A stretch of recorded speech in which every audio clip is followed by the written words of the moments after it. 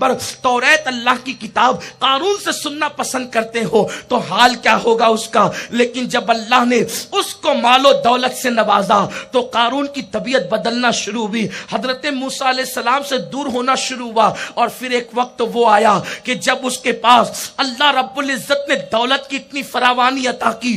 قرآن کہتا ہے کہ اللہ نے اس کو اتنی دولت دی تھی کہ اس کی تجوری کی چابیاں ایک بہت بڑی جماعت انسانوں کی اٹھایا کرتی تھی. اور مفسرین فرماتے تھے قارون کے خزانے کی چابیاں 70 اونٹ پر لاد کر کے لائی اور لے جائی جاتی تھی. ذرا غور کریں, چابیوں کا یہ عالم ہے تو تجوریوں کا عالم کیا ہوگا, اور تجوریاں اتنی زیادہ تھی تو مال کا عالم کیا ہوگا. لیکن اللہ رب العزت نے جس وقت زکوٰۃ کے احکام نازل فرمائے اور قارون کو بھی یہ بات پہنچی, اللہ کے پیغمبر نے فرمایا کہ زکوٰۃ تم پر فرض ہے. اس وقت لوگوں نے, جو خوش نصیب لوگ تھے, وہ اللہ رب العزت کے حکم پر سر تسلیم خم کر لیتے ہیں. قارون نے کہا ٹھیک ہے, میں بھی اپنی دولت میں سے ہزارواں حصہ جو ہے وہ زکوٰۃ کے طور پر ادا کر دوں گا. لیکن جب یہ بات سامنے آئی, قارون حساب کرنے کے لیے گھر پہنچا, اور جب اس نے حساب کیا, حساب کرنے کے بعد جب اس کی آنکھیں پھٹ گئی, اتنی بڑی دولت مجھے اللہ کی راہ میں خرچ کرنی ہوگی. اس نے ایک ہیلا نکالا کہ کسی طرح سے زکوٰۃ دینے سے بچا جائے, اور اس کا طریقہ یہ ہوگا کہ حضرت موسیٰ کے کردار کو ڈیمیج کیا جائے, حضرت موسیٰ پر اعتراضات کیے جائیں. اس نے کیا کیا, راتوں رات جا کر کے ایک عورت کو پیسے پر پھسلایا اور کہا جب موسیٰ اپنی قوم میں خطاب کریں گے تو اس وقت تجھے حضرت موسیٰ پر زنا کا الزام لگانا ہوگا. عورت کو پیسے مل گئے, عورت اس کے لیے تیار ہو گئی, اور اس کے بعد جب صبح ہوئی جناب موسیٰ قوم میں تشریف لائے. قوم میں تشریف لانے کے بعد آپ نے ارشاد فرمایا لوگو اللہ سے ڈرو. اور جب آپ نے قوم کے درمیان باز فرمایا, قارون کھڑے ہو کر کے سوال کرتا ہے, اے اللہ کے نبی ایک سوال کا جواب دے. حضرت موسیٰ علیہ السلام نے پوچھا کیا ہے؟ کہا اگر کوئی زنا کرے اس کی سزا کیا ہے؟ جناب موسیٰ علیہ السلام نے فرمایا اگر غیر شادی شدہ ہے تو اس کو کوڑے لگائے جائیں, اور اگر شادی شدہ ہے تو اس کو سنگسار کیا جائے. اس وقت اس نے پوچھا یہ سزا عوام کے لیے ہے یا آپ کے لیے بھی ہے؟ اللہ کے پیغمبر نے فرمایا میں بھی اللہ کا بندہ ہوں, اللہ پر جو گناہ کرے گا اس کو یہی سزا ملے گی. حالانکہ نبی معصوم ہوتا ہے, نبی گناہ نہیں کر سکتا, تصور گناہ بھی نبی کے قریب سے گزر کر کے نہیں جا سکتا. لیکن اس نے چونکہ سوال کیا تھا, اللہ کے نبی کے جواب دینے کا انداز یہ تھا, اس نے اس عورت کو اشارہ کیا یہ کیا کہتی ہے. عورت کھڑی ہوئی, اس نے کہا کہ دیکھو یہ عورت کے ساتھ آپ نے زنا کیا ہے. حضرت موسیٰ علیہ السلام نے کہا استغفر اللہ, یہ کیا بات کرتے ہو؟ اس وقت اس نے کہا موسیٰ یہ عورت کہنے کے لیے تیار ہے. حضرت موسیٰ نے کہا اے عورت یہ بتا, اس اللہ کی قسم کھا کر بتا جس نے تمہاری نظروں کے سامنے فرعون کو غرق کیا, جس نے توریت کو مجھ پہ نازل کیا, اس رب کی قسم کھا کر کے بتا, اس اللہ کی قسم کھا کر کے بتا, اس رب کی قسم جس نے طور کو تم پر اونچا کیا اور اس سے نجات عطا فرمائی, اس رب کی قسم کھا کے بتا جس نے دریا میں تمہارے لیے رستے پیدا کیے. جناب موسیٰ کا روب کا عالم یہ تھا, جب آپ جلال میں آتے تو آپ کے کپڑوں کے اندر سے آپ کے بال باہر نکلتے اور آپ کے امامے سے شعلے اٹھتے ہوئے نظر آتے. نبیوں میں سب سے جلالی پیغمبر جناب موسیٰ علیہ السلام تھے, لیکن قوم ایسی تھی کہ حضرت موسیٰ پر اتنا بدترین الزام صرف دولت کی وجہ سے لگایا. جناب موسیٰ علیہ السلام کے جلال کو اور پیغمبرانہ معصومیت کے تقدس کو دیکھ کر وہ عورت پانی پانی ہو گئی, نظریں جھک گئی, اور اس کے بعد اس نے کہا اے اللہ کے نبی آپ پاک دامن ہے, قارون نے مجھے دولت کے لالچ میں الزام لگانے کے لیے تیار کیا. جناب موسیٰ فوراً سجدے میں چلے گئے, اللہ کا شکر ادا کیا، اللہ تیرا شکر ہے کہ تو نے مجھے الزام سے بری کر دیا۔ اور اس کے بعد عرض کی مولا جو مجھ پر زنا کا الزام لگائیں گے پھر بھی وہ قوم رہے گی۔ اللہ نے فرمایا موسیٰ تم خود تجویز کرو اس کی سزا کیا ہے، نبی تجویز کرے گا اس کی سزا کیا ہے۔ حضرت موسیٰ نے فرمایا اسے زمین میں دھسا دیا جائے۔ پھر حضرت موسیٰ نے اعلان کیا جو قارون کے ساتھ ہے وہ اٹھ کر کے چلا جائے، جو میرے ساتھ ہے وہ میری طرف آ جائے۔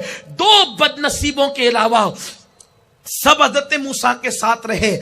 حضرت موسیٰ نے کہا اے زمین اس کو دھسا اپنے اندر۔ جب وہ کمر تک دھسا تو رونے لگا، رشتہ داری کی دہائی دینے لگا۔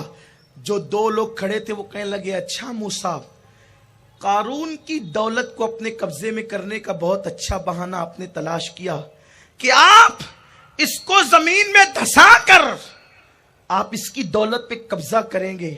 حضرت موسیٰ نے عرض کی اللہ قارون کی دولت کو اس کے سر پہ ڈال دے اور یہ دولت سمیت دھس جائے۔ جس وقت میرے آقا علیہ السلام فرما رہے تھے حضور نے فرمایا آج تک قارون دھس رہا ہے۔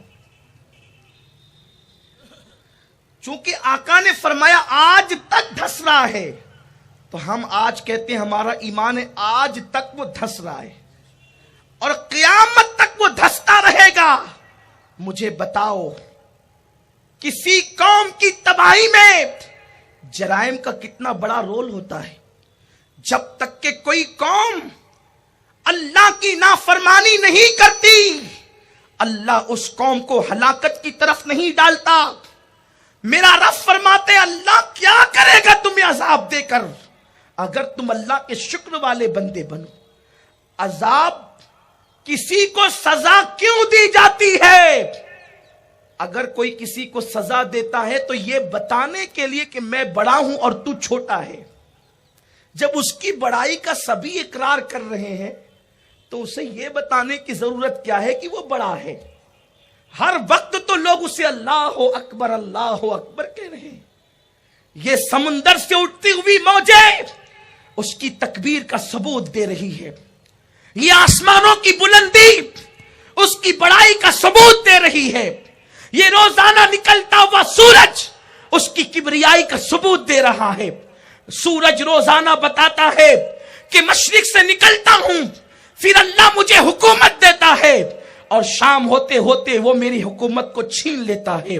وہ کون ہے جو روزانہ ستاروں کی انجمن کو سجاتا ہے اور صبح ہوتے ہوتے ستاروں کا نور چھین لیتا ہے؟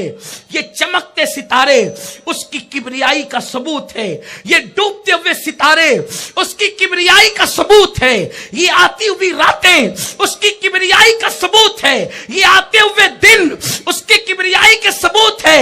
ہے کوئی ایسا جو رات لائے اور دن لائے اور پھر اتنی بڑی رات جو پوری دنیا میں اندھیرا کر دیتی ہے؟ جب صبح آتی ہے تو وہ رات کہاں چلی جاتی ہے؟ جب دن آتا ہے تو دن رات کا اندھیرا کہاں لپیٹ دیا جاتا ہے؟ اور جب رات آتی ہے تو دن کا اجالا کہاں لپیٹ دیا جاتا ہے؟ وہ میرا اللہ ہے جو رات کو لپیٹنے کی قدرت رکھتا ہے، وہ میرا اللہ ہے جو دن کے اجالے کو سمیٹنے کی قدرت رکھتا ہے۔ وہ کون ہے جس نے لنگڑے مچھر سے نمرود کو ہلاک کیا؟ وہ کون ہے جس نے فرعون کو دریا میں غرق کر دیا؟ وہ کون ہے جو دریاؤں کے اندر مچھلیوں کو رزق دیتا ہے؟ وہ کون ہے جو صدف کے اندر سیپ کے اندر موتی پیدا کرتا ہے؟ ہے انسان کی عقل کام کرنے والی کہ ایک بوند سے میرا اللہ سیپ کے اندر صدف کے اندر موتی پیدا کرتا ہے؟ ہے کوئی ایسی طاقت والا؟ تو انسان سزا اسے دیتا ہے جس کو یہ بتانا ہو کہ میں بڑا ہوں۔ میرے اللہ پوری کائنات تو تیری بڑائی کو تسلیم کر چکی ہے، یہ درختوں کی پتیاں تیری بڑائی کے گیت گا رہی ہے، یہ سورج کی شعاعیں تیری کبریائی کے ترانے پڑ رہی ہے، یہ بادل کا برسنا ایک ایک بوند تیری کبریائی کے گنگن گیت گا رہی ہے، یہ بھورے یہ تیری کبریائی کے گیت گا رہے ہیں، یہ مسکراتی ہوئی کلیاں تیری کبریائی کے گیت گا رہے ہیں، یہ کھلتے ہوئے پھول تیری کبریائی کے گیت گا رہے ہیں۔ سزا تو اس کو وہ دیتا ہے جو اپنی بڑائی چھانٹنا چاہتا ہے۔ ساری کائنات اسے بڑا مان رہی ہے، وہ کہتا ہے میں کیا کروں گا تمہیں سزا دے کر؟ اللہ تمہیں سزا دینا نہیں چاہتا، اگر تم اس کے شکر گزار بندے بنو، وہ سزا کیوں دیتا ہے؟ جب تم اس کی نافرمانی کرتے ہو تو وہ تمہیں ہوشیار کرنے کے لیے جھٹکے دیتا ہے، اور اس کے بعد اگر تم ہوش میں آ جاؤ، تم توبہ کر لو، تو پھر وہ تم پر نعمتوں کی برسات کرتا ہے، اور اگر تم ہوش میں نہ آؤ تو پھر تم سے عزت کے ساتھ جینے کا حق بھی چھین لیتا ہے۔ اللہ کا قرآن ہر صورت کے اندر امتوں کی داستان موجود ہے، لیکن یہاں مجھے صرف اتنا عرض کرنا ہے، وقت کی قلت بھی ہمارے درمیان ہے، ورنہ ہم جائزہ لیتے پورے قرآن مقدس کے اکثر قصص کا اور آپ کے سامنے پیش کرتے۔